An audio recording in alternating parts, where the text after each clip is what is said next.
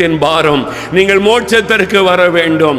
இங்கே வந்து என் பிரசங்கத்தை கேட்கிற ஒருவர் கூட நரகத்திற்குள்ளே போய்விடக் கூடாது என்கிற ஆதங்கம் எனக்குள்ளே.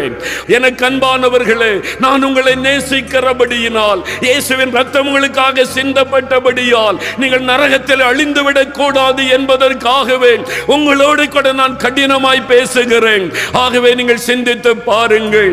இன்றைக்கு இயேசு வந்தால் மோட்சத்திற்கு செல்ல முடியுமா, அல்லது நரகத்தில் அக்கினிக்குள்ளே போய் விடுவீர்களா? யோசித்து பாருங்கள்.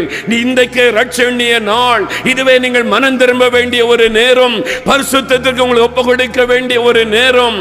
எனக்கு அன்பானவர்களே, கடைசியாய் ஒரு வேத வசனத்தை சொல்லி நான் ஜெபிக்க விரும்புகிறேன். வெளிப்படுத்தின விசேஷம் 22ஆம் அதிகாரம் 11, 12 வசனங்களில் ஆண்டவருடைய வார்த்தை சொல்லுகிறது, அநியாயம் செய்கிறவன் இன்னும் அநியாயம் செய்யட்டும், அசுத்தமாய் இருக்கிறவன் இன்னும் அசுத்தமாய் இருக்கட்டும், நீதி செய்கிறவன் இன்னும் நீதி செய்யட்டும், பரிசுத்தமாகிறவன் இன்னும் பரிசுத்தமாகட்டும்.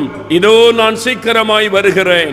அவன் அவனுடைய கிரியைகளின்படி அவனுக்கு நான் அளிக்கும் பலன் என்னோட கூட வருகிறது என்று இயேசு சொல்லுகிறார். அந்த வார்த்தையை கவனியுங்கள். ஆண்டவர் சொல்லுகிறார், அசுத்தமாய் இருக்கிறவன் இன்னும் அசுத்தமாய் இருக்கட்டும், அநியாயம் செய்கிறவன் இன்னும் அநியாயம் செய்யட்டும். நாம் என்ன நினைக்கிறோம்?